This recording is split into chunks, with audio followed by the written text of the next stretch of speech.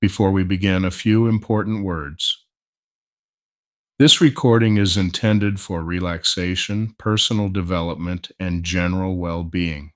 It is not therapy, it is not medical treatment, and it is not a substitute for professional care from a licensed healthcare provider. No specific results are promised or guaranteed. Every person's experience is unique, and what you take from this session is entirely your own.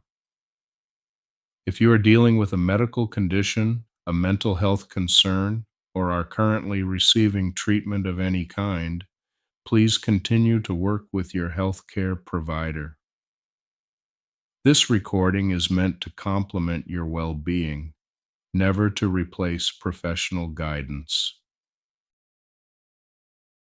Hypnosis recordings, while effective for many people, are not a replacement for working one-on-one with a trained and highly skilled clinical hypnotherapist.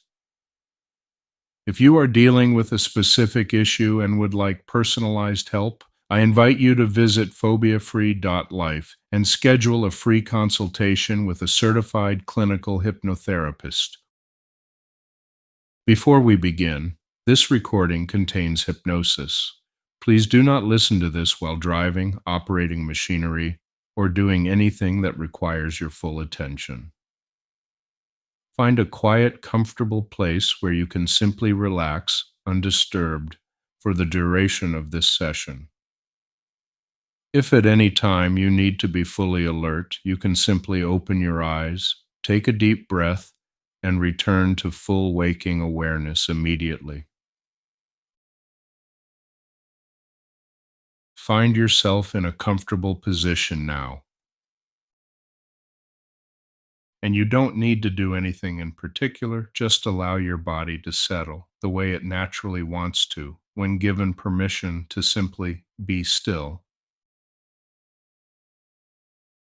You might notice the weight of your body against whatever is supporting you right now. And isn't it interesting how you never really noticed that support before, and yet it was always there? Your eyes can remain open, or they may find their own way to close, and some people find their eyes closing almost before they expect them to, and that's perfectly fine, because your unconscious mind always knows exactly what it needs. With each breath you take, you don't even have to try to relax, because relaxation isn't something you do, it's something you allow, and your body already knows how. Perhaps you notice a gentle heaviness beginning in your shoulders, or maybe it starts somewhere else entirely. It doesn't matter where it begins, only that it spreads slowly, naturally, the way warmth spreads through your hands on a cold day, without any effort at all. And as that comfortable feeling continues to deepen, your mind may begin to drift a little, the way it does in those moments just before sleep, when thoughts become softer, less urgent, more like clouds passing than anything requiring your attention. You don't need to follow every word I say. In fact, your unconscious mind is already doing exactly what it needs to do, and your conscious mind is welcome to rest. With every breath out, just a little more comfortable, a little more settled, a little more yours. And when you're ready, we can go somewhere quite wonderful together. Every entrepreneur, every single one who ever built something from nothing, started in the same place. Not with a business plan, not with funding, not with certainty. They started with a feeling that said, I can do this. I don't know how yet, but I know I can do this. And that feeling, that irrational, unshakable, slightly insane confidence, is the single most important asset any entrepreneur can have. More important than capital, more important than connections, more important than a perfect idea, because ideas without confidence die in the planning stage, and confidence without a perfect idea creates the idea along the way. Tonight, we're going to connect you with that feeling, the one that builds things. First, your version of it. Think about what entrepreneurial confidence means to you, not a textbook definition, your feeling. Maybe it's the thrill of building something from scratch. Maybe it's independence, answering to no one but yourself. Maybe it's the feeling of seeing an opportunity nobody else sees. Maybe it's the excitement of risk, not reckless risk, calculated risk, the kind where the potential reward makes the fear worth walking through. Whatever your word is. Now, find a time you felt it. Maybe it was a time you took a leap, quit something safe for something uncertain, and it worked out. Not perfectly, but it worked out. And the feeling wasn't just relief, it was power. The power of knowing you could survive the uncertainty, that you could handle whatever came. Or maybe it was a time you created something, a project, a solution, an idea from nothing. No template, no instructions, just you and a blank page and the willingness to start before you knew where you were going. And you figured it out, the way entrepreneurs always figure it out. Not by knowing the whole path, but by knowing the first step, and then the next one, and then the next.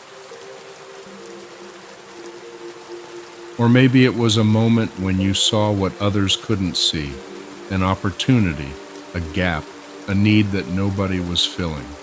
And something inside you said, I could do that. And even though you didn't act on it then, the feeling was real, that spark, that knowing.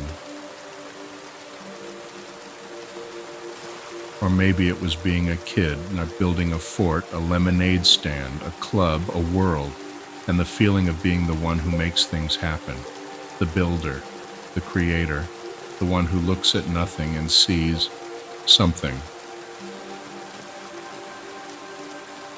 Or your own moment. Find it. Let it come back. Feel it in your hands, because entrepreneurial energy lives in the hands that build, the hands that type the email, shake the hand, sign the document, sketch the idea on a napkin. Let your hands remember what it feels like to create. Let it grow.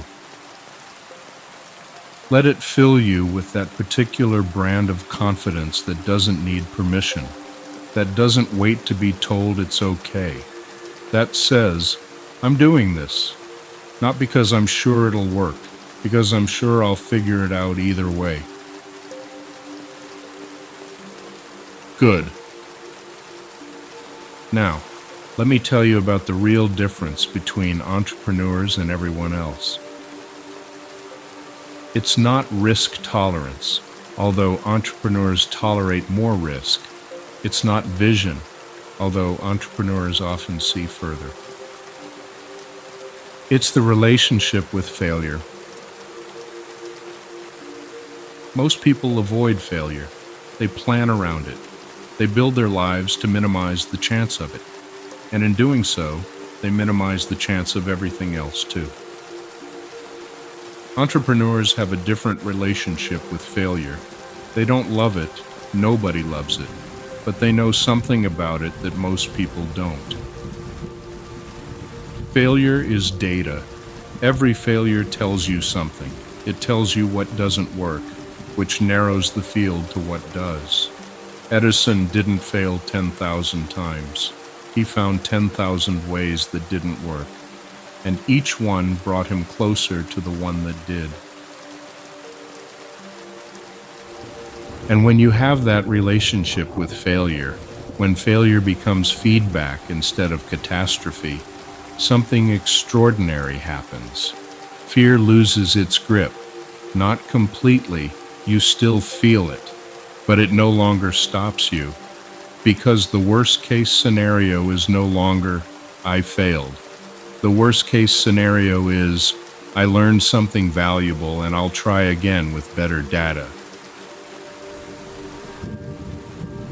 And that feeling you have right now, amplify it. Double it. Let it burn.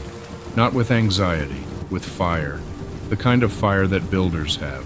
Quiet on the outside, furnace on the inside. The kind that wakes you up at 5 in the morning not because you have to, but because you want to. Because you're building something, and the building is the joy. Double it again. And you might try right now to summon that old voice. The one that says, it's too risky, you don't know enough, you're not ready. What if it fails? And notice something different this time. The voice is still there, but it's small, and next to this feeling, next to this fire, it sounds like someone whispering in a hurricane. You can barely hear it, and what you can hear sounds irrelevant. Because you're not the person who listens to that voice anymore. You're the person who builds in spite of it. Now, imagine yourself building. Not a fantasy, your actual project, your actual idea, your actual next step. And you approach it carrying this feeling, this fire, this quiet, unshakable certainty that says, I don't need to know the whole path, I just need to know the next step, and I know the next step. And you take it. And then you take the next one, and the one after that. Not perfectly, not without mistakes, but with momentum, with fire, with the confidence of someone who knows, deep in their bones, that they are built to build. And 6 months from now, a year from now, you look back at this moment and you realize this was the turning point, not because anything magical happened, but because something shifted inside you. The fire got lit, the builder woke up, and everything after that was inevitable. And now, in a moment, I'm going to count from 1 to 5. And you can choose.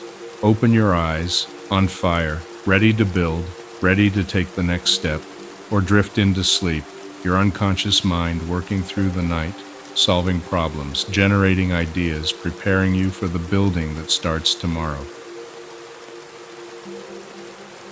Whatever you choose is exactly right. 1. The fire is lit, it's not going out. 2.